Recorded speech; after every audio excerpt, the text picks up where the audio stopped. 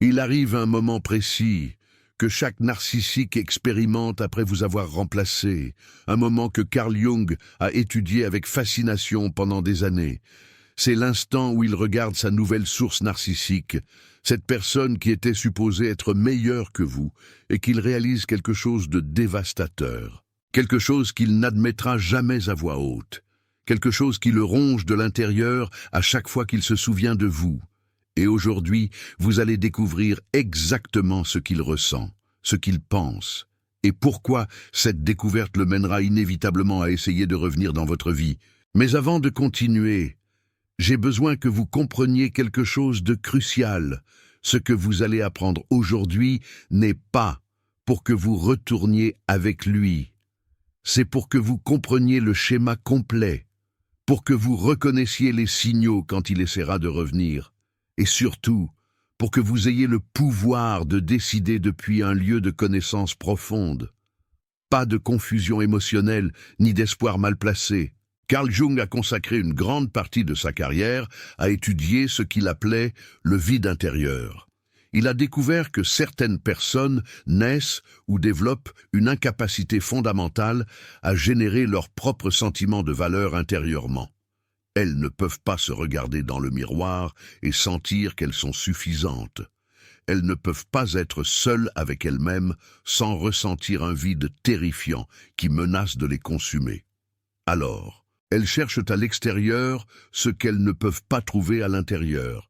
Elles cherchent des personnes qui leur reflètent une image d'elles-mêmes qu'elles peuvent tolérer.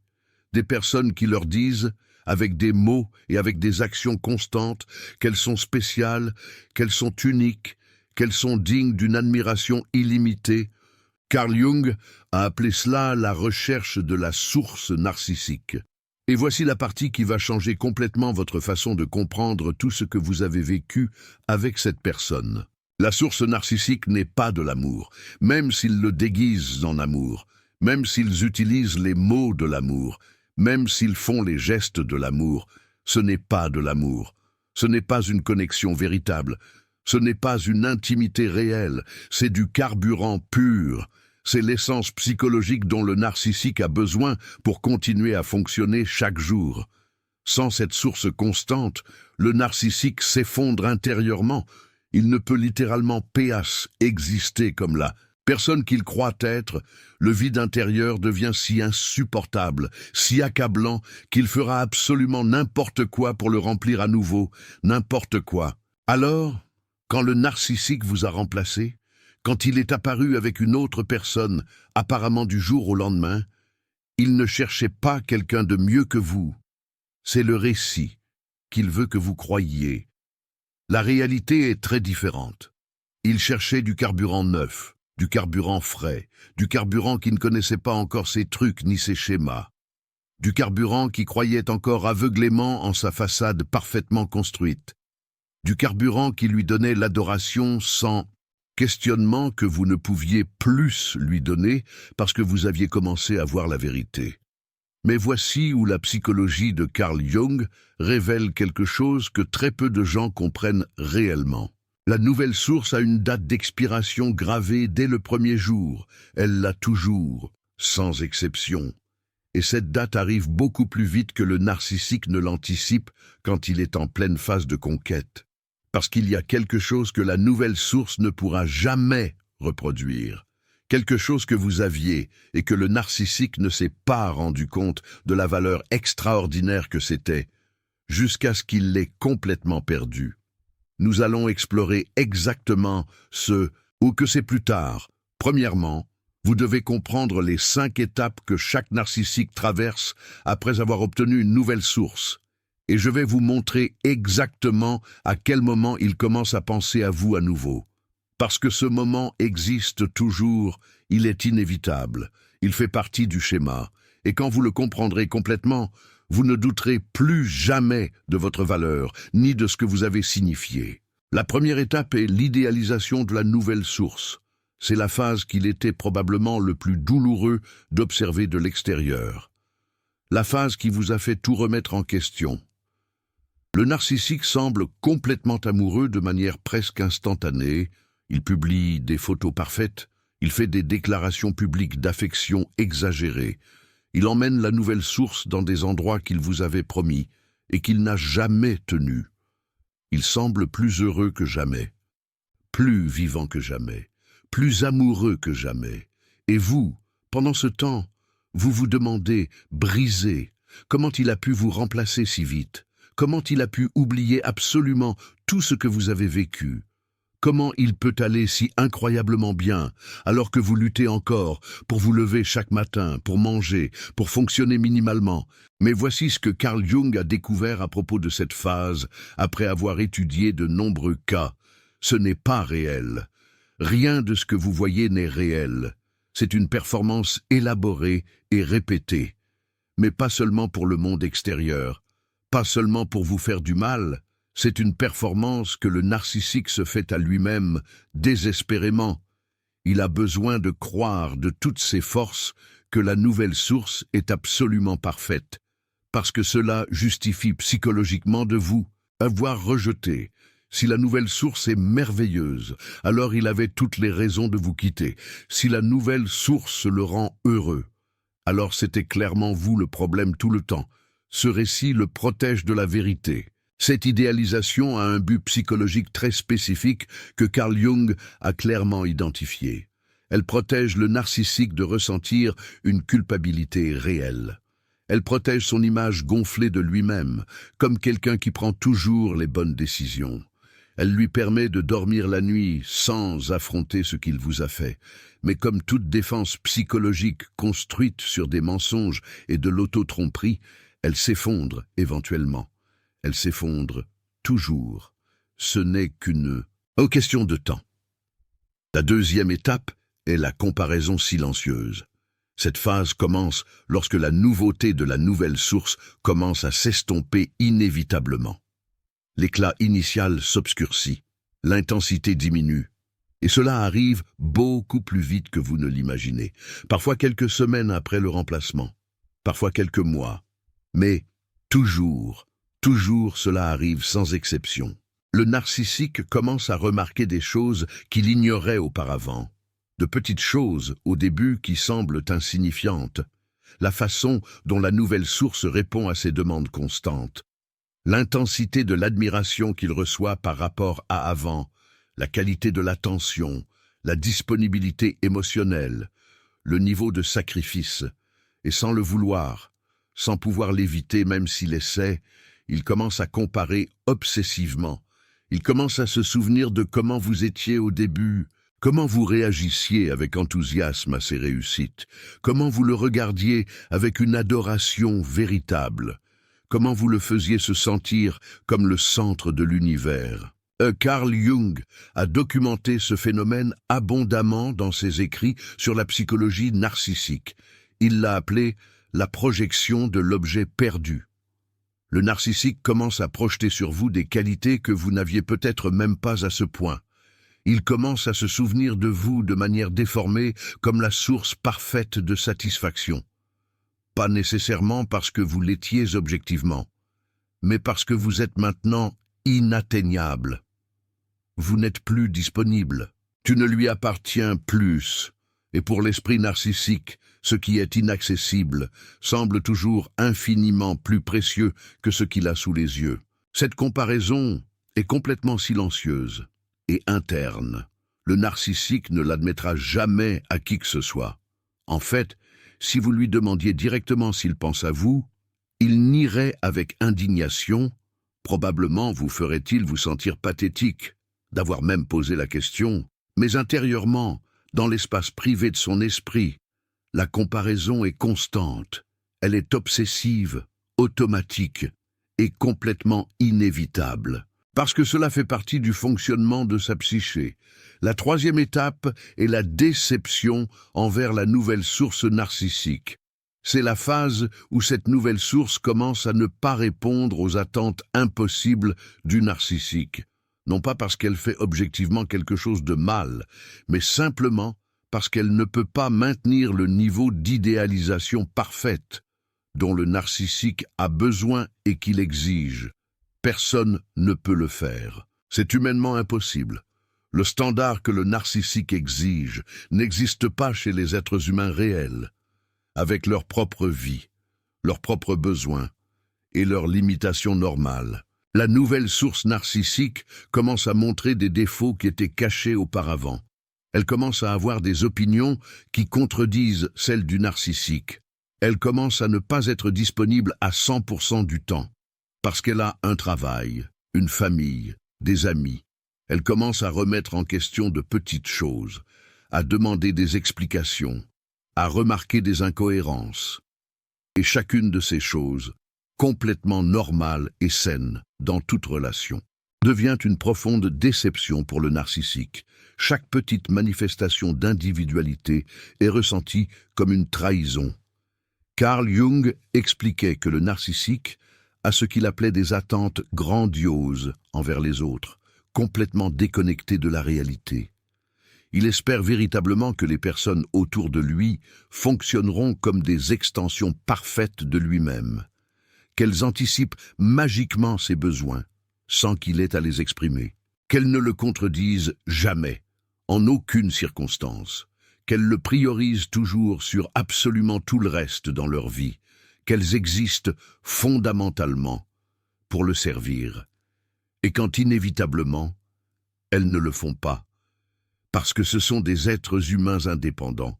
Le narcissique ressent une trahison profonde et une rage narcissique. Dans cette phase, le narcissique commence à dévaloriser activement la nouvelle source narcissique. Les mêmes qualités qu'il admirait auparavant avec effusion le dérangent maintenant intensément. La même personne qui, il y a quelques semaines ou quelques mois, était absolument parfaite, a maintenant des défauts qu'il considère impardonnables. La spontanéité qu'il adorait est maintenant de l'immaturité. L'indépendance qu'il admirait est maintenant de la froideur. La confiance qu'il avait attirée est maintenant de l'arrogance. Et pendant que cette dévalorisation se produit intérieurement, votre image dans son esprit continue de grandir de manière distordue parce que vous n'êtes plus là pour le décevoir avec des défauts humains. Vous n'êtes plus là pour le contredire. Vous êtes devenu un fantôme idéalisé que la nouvelle source narcissique ne pourra jamais égaler. La quatrième étape est la nostalgie toxique. C'est la phase la plus dangereuse de toutes. Et c'est la phase où vous recevrez probablement le premier contact. Après des mois, voire des années de silence, le narcissique commence à ressentir quelque chose qu'il ne peut pas identifier clairement, parce que cela nécessiterait une introspection véritable, dont il est incapable. C'est un mélange confus de regrets superficiels, de curiosité obsessive et de soif de sources connues. Il commence à se demander compulsivement comment vous seriez maintenant si vous avez continué votre vie, s'il y a quelqu'un d'autre qui occupe votre attention, si vous pensez encore à lui, si vous lui en voulez encore, ou si vous l'avez déjà pardonné. Et ces questions qui semblent provenir d'un endroit romantique ne viennent pas d'un lieu d'amour véritable. Elles viennent d'un lieu de possession, de contrôle, de besoin narcissique pur, de savoir qu'il a encore du pouvoir sur vous, de confirmer que vous êtes encore sienne d'une manière ou d'une autre, même si vous n'êtes plus ensemble. Carl Jung a identifié ce schéma clairement. Il l'a appelé la nostalgie de la source antérieure.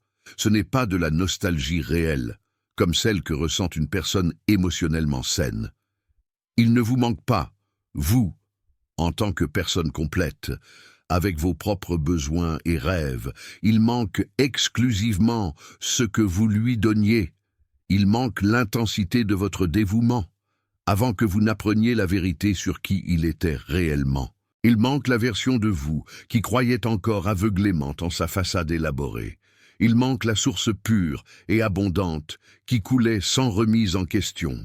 Dans cette phase, le narcissique peut faire des choses apparemment innocentes, qui sont en réalité complètement calculées. Voir vos réseaux sociaux obsessivement, plusieurs fois par jour. Demander de vos nouvelles à des connaissances mutuelles, de manière décontractée, apparaître dans des endroits où il sait que vous pourriez être, comme si c'était une coïncidence. Vous envoyez des messages ambigus qui peuvent être interprétés de multiples manières.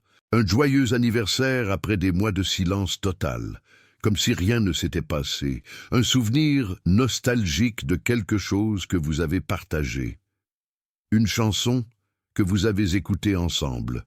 N'importe quelle excuse plausible pour rétablir le contact, sans paraître désespéré, ni admettre qu'il a besoin de vous. Et ici, j'ai besoin de vous avertir de quelque chose d'absolument crucial pour votre protection. Si vous répondez à ces contacts avec enthousiasme, si vous démontrez que vous pensez encore à lui, que cela vous affecte encore, qu'il compte encore pour vous, le narcissique ressentira une satisfaction immense, mais pas parce qu'il vous aime et qu'il est heureux de renouer, mais parce qu'il vient de confirmer que sa source de secours est encore disponible quand il en a besoin, qu'il a encore le contrôle sur vos émotions, qu'il peut revenir quand il veut, avec un minimum d'effort de sa part. La 5e étape est la tentative de retour. Cette phase ne se produit pas toujours immédiatement après la nostalgie. Parfois, le narcissique attend stratégiquement, tâte le terrain prudemment, mesure votre réceptivité avec des messages de moins en moins ambigus, calibre combien de travail va nécessiter de vous reconquérir, mais éventuellement, si les conditions semblent favorables et que la nouvelle source narcissique ne le satisfait plus, il tentera de revenir dans votre vie, et ici, vous devez comprendre avec une clarté absolue ce qui se passe dans son esprit quand il fait ce pas. Le narcissique ne revient pas parce qu'il s'est finalement rendu compte qu'il vous aime vraiment. Il ne revient pas parce qu'il a grandi en tant que personne et qu'il est maintenant différent. Il ne revient pas parce que la nouvelle source narcissique l'a vraiment déçu plus profondément que vous. Il revient fondamentalement parce qu'il a besoin de confirmer qu'il peut revenir. Il a besoin de savoir que la porte est encore ouverte. Il revient parce que le vide intérieur est toujours là, exactement pareil, aussi affamé et désespéré que jamais. Il revient parce que vous êtes une source connue de sources narcissiques de haute qualité. Et le connu est toujours moins risqué et nécessite moins d'efforts que de conquérir quelqu'un de complètement nouveau. Carl Jung mettait en garde contre ce schéma avec une clarté absolue dans ses écrits cliniques. Les personnes avec des structures narcissiques profondément enracinées ne changent pas leurs schémas relationnels fondamentaux, sans un travail thérapeutique profond, soutenu pendant des années et véritablement engagé envers le changement. Et l'immense majorité ne fait jamais ce travail difficile et douloureux, parce qu'elles ne croient pas sincèrement qu'elles ont un problème à résoudre. Le problème, selon leur perception distordue, c'est toujours les autres. Ce sont toujours les partenaires qui ne les comprennent pas, qui exigent trop, qui n'apprécient pas suffisamment. Alors, quand le narcissique revient avec des promesses de changement total, avec des excuses qui sonnent apparemment sincères, avec des larmes et des déclarations dramatiques qu'il a finalement compris ce qu'il avait avec vous et qu'il l'a perdu par bêtise, vous devez vous souvenir de quelque chose de fondamental qui vous protégera. C'est exactement la même façade qu'il a utilisée au début pour vous conquérir, la même actuation répétée, le même cycle identique, recommençant depuis la phase d'idéalisation. La seule différence, c'est que maintenant, vous connaissez le schéma complet. Mais maintenant, nous arrivons à la partie la plus importante de tout cela. La question qui compte vraiment n'est pas ce que ressent le narcissique. Ses sentiments sont son problème, pas le vôtre. La question véritablement importante est ce que vous faites, vous, avec cette connaissance. Comment vous l'appliquez pour vous protéger et pour guérir. Premièrement, vous devez comprendre profondément que tout ce que le narcissique ressent à votre sujet a très peu à voir avec vous, comme personne réelle et complète. Cela a à voir exclusivement avec ce que vous représentez pour lui, fonctionnellement. Une source fiable de sources narcissiques, un miroir qui reflète sa grandiosité quand il en a besoin, une ressource émotionnelle qu'il peut utiliser quand sa source principale faiblit. Savoir cela n'est pas pour vous faire sentir mal, ni pour minimiser ce que vous avez vécu, c'est pour vous libérer complètement. Parce que, quand vous comprenez que vous n'avez jamais été vu, réellement, comme une personne complète, avec vos propres rêves, vos besoins et votre valeur intrinsèque, vous pouvez finalement cesser de chercher dans cette relation quelque chose qui n'a jamais été là. Vous pouvez arrêter de vous demander ce que vous avez fait de mal. Vous pouvez arrêter d'espérer la reconnaissance que vous méritez de quelqu'un incapable de la donner.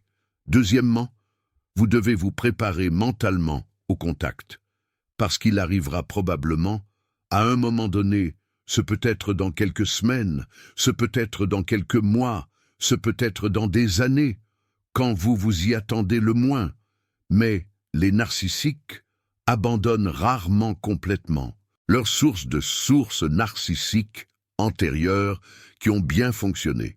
Ils laissent toujours une porte entrebâillée, ils maintiennent toujours la possibilité latente de revenir quand ils en ont besoin.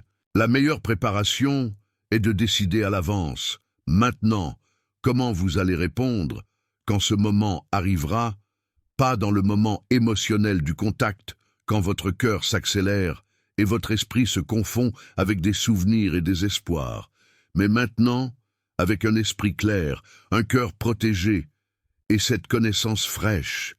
Décidez consciemment si vous allez répondre ou maintenir le silence. Décidez quelle limite infranchissable vous allez maintenir et décidez quelle version de vous-même vous voulez être quand ce message arrivera. À 3 heures du matin. Troisièmement, vous devez lâcher complètement la fantaisie de la validation externe. Beaucoup de personnes qui sont sorties de relations avec des narcissiques espèrent secrètement, parfois sans l'admettre, même à elles-mêmes, que le narcissique reconnaîtra finalement tout ce qu'il a fait, qu'il demandera pardon sincèrement, en vous regardant dans les yeux, qu'il admettra complètement que vous aviez raison tout le temps, qu'il validera votre souffrance et votre version des faits. Cette fantaisie est humainement compréhensible, mais psychologiquement dangereuse, parce qu'elle vous maintient accroché, émotionnellement. Elle vous maintient à attendre quelque chose qui n'arrivera probablement jamais, de la manière dont vous en avez besoin. Elle vous empêche de fermer le chapitre et d'avancer avec votre vie. Carl Jung a écrit extensivement sur le besoin humain universel de fermeture dans les relations, mais il a aussi averti avec sagesse que parfois, la fermeture doit venir de l'intérieur, pas de l'extérieur. Parfois, l'autre personne ne va tout simplement jamais nous donner ce dont nous avons besoin pour guérir, non pas parce que nous ne le méritons pas, mais parce qu'elle est incapable de le donner. Et dans ces cas fréquents, nous devons nous donner cette fermeture à nous-mêmes. Nous devons valider notre propre expérience, nous devons reconnaître notre propre souffrance, sans avoir besoin que personne d'autre la confirme. La fermeture que vous cherchez désespérément ne viendra pas du narcissique, jamais, elle viendra de votre propre compréhension profonde de ce qui s'est passé, de votre propre guérison active et engagée, de votre propre décision ferme que cette histoire est déjà terminée complètement, indépendamment de ce qu'il fait ou ne fait pas, indépendamment de s'il revient ou ne revient pas, indépendamment de s'il se repent ou continue de faire semblant. Vous venez de découvrir quelque chose que la plupart des personnes ne comprennent jamais sur la psychologie profonde du narcissique. Vous avez appris les 5 étapes qu'il traverse après vous avoir remplacé. Vous avez compris pourquoi il compare inévitablement sa nouvelle source avec vous. Vous avez compris pourquoi il tentera probablement de revenir dans votre vie à un moment donné. Et maintenant, vous avez des outils concrets et une connaissance solide. Pour vous protéger, quand ce moment arrivera, cette connaissance ne se trouve pas facilement, n'importe où. C'est de la psychologie profonde, appliquée à des situations réelles qui affectent des millions de personnes dans le monde entier. Des situations qui causent une souffrance immense quand elles ne sont pas comprises. Et si vous êtes arrivé jusqu'ici, Cela signifie que vous valorisez sincèrement ce type de contenu qui empouvoire, qui protège et qui éclaire les schémas cachés. Le bouton de Super Thanks est juste en dessous de cette vidéo. Ce n'est pas seulement un soutien économique pour la chaîne, c'est une déclaration que cette connaissance importe, que révéler ces schémas cachés a une valeur réelle dans la vie des personnes. Chaque soutien permet à plus de personnes, dans des situations similaires, de découvrir ce que vous venez d'apprendre aujourd'hui. Maintenant, une réflexion finale que Carl Jung considérait absolument fondamentale pour la guérison complète, le plus grand pouvoir que vous pouvez récupérer après une relation avec un narcissique n'est pas de faire en sorte qu'il regrette de vous avoir perdu. Ce n'est pas de lui démontrer, avec votre succès, ce qu'il a perdu. Ce n'est pas de le faire revenir en suppliant pour vous sentir validé. Toutes ces fantaisies vous maintiennent toujours connecté à lui. Elles lui donnent toujours du pouvoir sur votre bien-être émotionnel. Le plus grand pouvoir réel est l'indifférence sincère. C'est arrivé au point où, s'il revient ou non, s'il vous manque ou non, si sa nouvelle source fonctionne ou échoue spectaculairement, cela ne vous importe plus, simplement pas parce que vous êtes devenu froide ou amère, mais parce que votre bonheur ne dépend plus de rien lié à lui. Cette indifférence profonde n'est pas de la froideur émotionnelle, ce n'est pas de l'amertume déguisée en dépassement de soi. Ce n'est pas prétendre que cela ne vous importe pas, tout en vérifiant secrètement ses réseaux. C'est une liberté réelle et complète. Avoir retrouvé votre centre, au point que votre bien-être ne dépende plus de ce que l'autre pense, ressente ou fait, c'est vivre votre vie complètement déconnecté du drame narcissique, une vie authentique et libre. Et Carl Jung appelait ce processus l'individuation, le processus sacré de devenir la personne complète que vous avez toujours été potentiellement, indépendamment de la validation externe, indépendamment des miroirs que les autres vous tendent, indépendamment du fait que quelqu'un vous dise que vous êtes précieux pour le croire. C'est une quête, un voyage intérieur, une renaissance. Le narcissique passera toute sa vie à chercher à l'extérieur ce qu'il ne peut trouver à l'intérieur, sautant de source narcissique en source narcissique, idéalisant et dévalorisant, cherchant et rejetant, piégé dans un cycle interminable, dont il ne s'échappera probablement jamais. Imaginez Sisyphe condamné à rouler éternellement son rocher, une métaphore puissante de cette quête vaine. Vous n'avez pas à vivre ainsi. Vous pouvez trouver votre propre valeur interne, votre propre paix durable, votre propre complétude authentique, sans avoir besoin que personne ne vous reflète une quelconque grandiosité, sans avoir besoin que personne ne vous valide constamment, sans avoir besoin que personne ne revienne, repenti, pour que vous sentiez que vous en valiez la peine. Cette valeur, elle est en vous. Vous valez déjà toujours. Et cela n'a jamais dépendu du fait qu'il le voit ou non. C'est une vérité absolue, un fait inébranlable. Il y a quelque chose d'autre que je dois vous dire avant de terminer, quelque chose que Carl Jung a observé chez les personnes qui parviennent à guérir complètement de ces relations. C'est essentiel. Elles développent un radar extraordinaire, une capacité presque surnaturelle à détecter le narcissisme chez les autres, bien avant de s'impliquer émotionnellement. Les schémas qu'il leur fallait des mois, voire des années, pour reconnaître, elles les identifient maintenant dès les premières conversations, les signaux d'alarme, qu'elles ignoraient autrefois par espoir ou naïveté.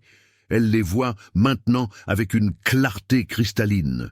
Cette connaissance, douloureuse, se transforme en protection permanente. C'est comme une armure, forgée par le feu de l'expérience. Vous n'êtes plus la même personne qu'avant cette relation, et même si la douleur fut immense, vous en êtes sorti avec quelque chose que personne ne peut vous enlever, la sagesse expérientielle. Vous savez des choses sur la nature humaine que beaucoup n'apprendront jamais. Vous connaissez les façades et les schémas, et cela vous rend infiniment plus difficile à tromper. À l'avenir, pensez à un détective ayant résolu une affaire complexe. Il est désormais mieux équipé pour repérer les indices. Le narcissique a perdu quelqu'un qui était prêt à l'aimer malgré tout. Vous avez perdu quelqu'un qui n'a jamais été capable de vous aimer véritablement. Quand vous y réfléchissez avec clarté, la vraie perte a toujours été la sienne, pas la vôtre. Vous avez perdu une illusion. Il a perdu quelque chose de réel, de précieux, de vrai. Commentez ci-dessous. À quelle étape pensez-vous que votre ex narcissique se trouve actuellement? Ou si vous avez déjà expérimenté la tentative de retour, racontez comment c'était et comment vous avez répondu. Votre histoire peut aider quelqu'un qui traverse exactement la même chose en ce moment et qui a besoin de savoir qu'il n'est pas seul, qu'il y a de l'espoir et une lumière au bout du tunnel.